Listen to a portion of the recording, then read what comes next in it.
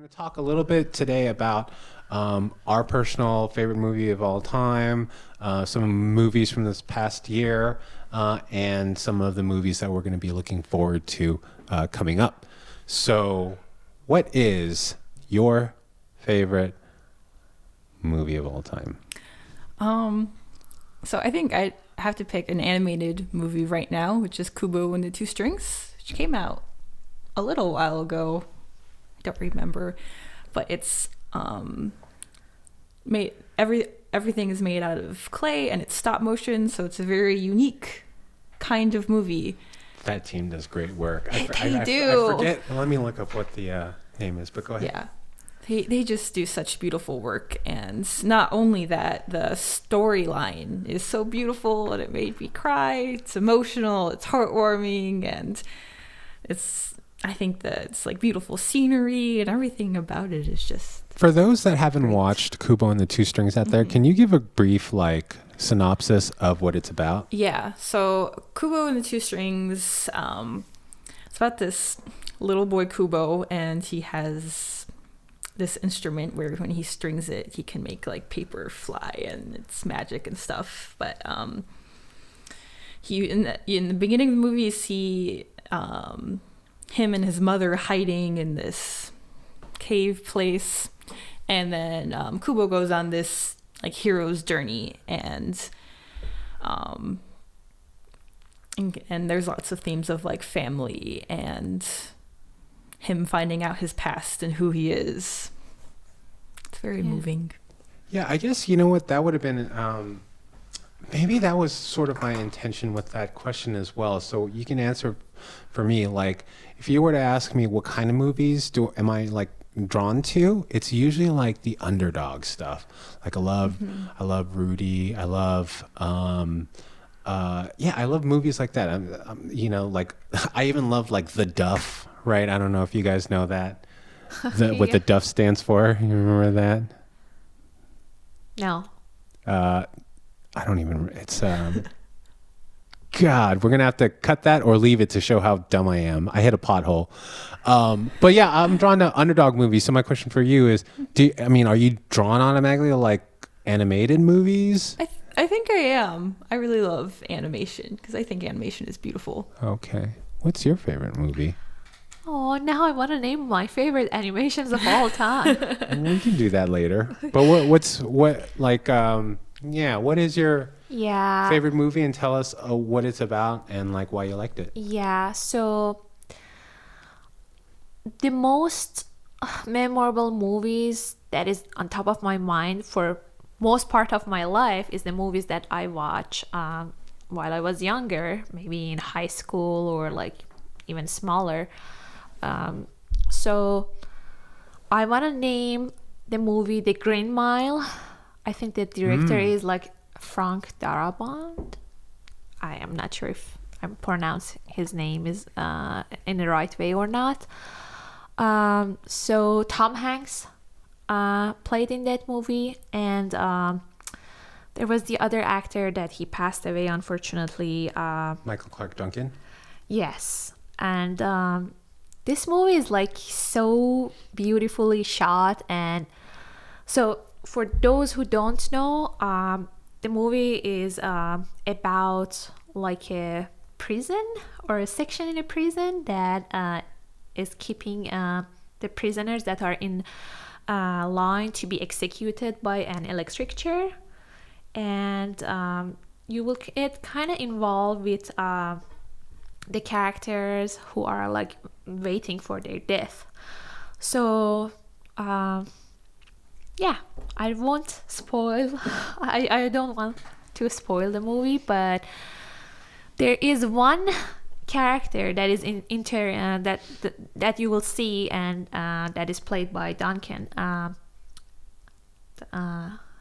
He's got like magic powers or something, right? Yeah, so he's the only innocent person that you know that he's innocent, and you will understand from the beginning of the story that he's kind of a weird character. Like he might not seem as intelligent or smart, and he's there for like killing two young girls.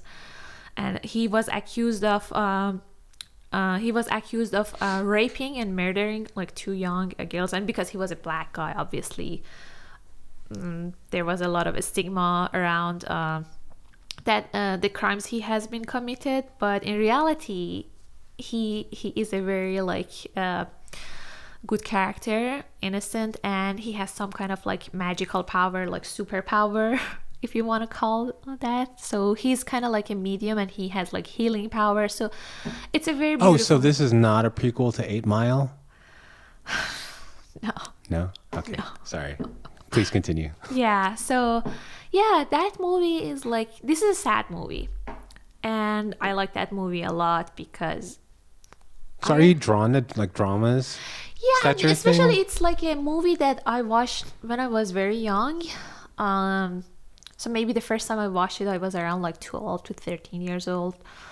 And it was considered one of the safe movies that my parents allowed me to watch. So, but it was That's like... just so weird because you're always so bubbly and stuff. So to hear that you're drawn to like sad, dramatic movies. I feel like that's not so surprising. Yeah, maybe not. Yeah, but yeah, I like that movie a lot. And yeah, it's emotional. I haven't watched it for so long, so I want to come back and watch it again to see if I still have the same feeling for that movie. But I remember throughout my like teenage years, I watched it several times, like maybe 4 to 5 times. So that's a movie that I like. And I want to name another movie that also I watched around like my teenage years, maybe Cheater. later. The question was favorite movie. You get 2? Don't we all get to then? What is it? No, so it's like it's not an English speaking movie. It's the Pan's Labyrinth. It's by Guillermo del Toro. Yeah, so it's still, that movie is also very. It has an emotional, fictional, or kind of like, I don't know how to say. It's a fantasy movie, and it's taking place around like sometime maybe around World War II. Or the time that there was like a revolution in Spain going on. So it's a very nice movie, and especially it's like a fantasy movie, so you will see a lot of magical creatures in it. So yeah, that's my second favorite. And if you're asking for the third, I would just leave you with Lord of the Rings, and my time is out. Oh my God. goodness. If you guys haven't seen, look up on YouTube Kevin Smith's take on Lord of the Rings. I think it's hilarious because it's like he boils it down to they're just walking. It's 3 movies of walking. It's very true. intense walking though. Yes. No. I love the series too. But just a shout out because I just think he's so like talented. Guillermo's super talented too. And I'm sorry I can't recall the name of the Green Mile team, but Travis Knight, I believe. I think it's Travis Knight did Kubo and the Two Strings.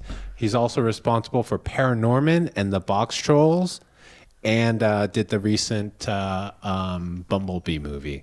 So yeah, that dude is super creative. So if you like the visuals of Kubo and the Two Strings and haven't seen Paranorman, that's a good movie too. Okay, so oh yeah, my turn, right? Yeah, now your turn. Your Okay. turn. All right. My favorite movie is it's tough, and it seems like I'm getting drawn to. I love all genre of movies. By the way, I go through like periods of like I'll even like love westerns and stuff. I struggle a little bit with reading, so I stay away from like subtitle movies. But I always come back to, for some reason, or some movie that always sticks out to me. And I heard of this from an old article from Roger Ebert. I loved reading his stuff. He really loved Dark City. I think it's a movie that came out in like, I want to say the late 90s. And who does it start? I'm going to have to look it up, but I'll tell you, if you haven't seen it already, you have to go see it. It's this like sci-fi, dark noir, mystery, thriller type movie. So basically, the main character wakes up in a bathtub and there's someone murdered in his apartment, and he doesn't not know what the hell is going on. And so he starts exploring the city, and as he's walking around, there's like the street is bustling, and then everything pauses and everyone falls asleep, and he's the only one still awake. And he starts to see some figures in the background manipulating the people around him.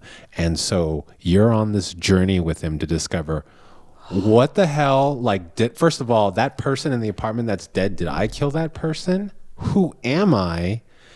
Who are those bastards? And what are they doing to all these people? So I can't remember the actor's name, but Kiefer Sutherland, pre-24, is in there. He plays a scientist. But if you guys have a chance, I would check that out, because that's one of the most, to me, like, Jennifer Connelly is in there too. So yeah, I think that's a good movie. I'm looking forward to it. Was between that and The Matrix for me, so I'm totally stoked that they're filming The Matrix 4. They're in San Francisco right now. Keanu Reeves and Carrie Ann Moss is there. They were seen on the streets of San Francisco filming, so I can't wait for that either. Yeah, I can't wait. Please feel free to like and subscribe. Ask these people. Yeah, hit that button. We want to hear from you. It's so easy. And you will not get disappointed. Yes. Please cut that last part.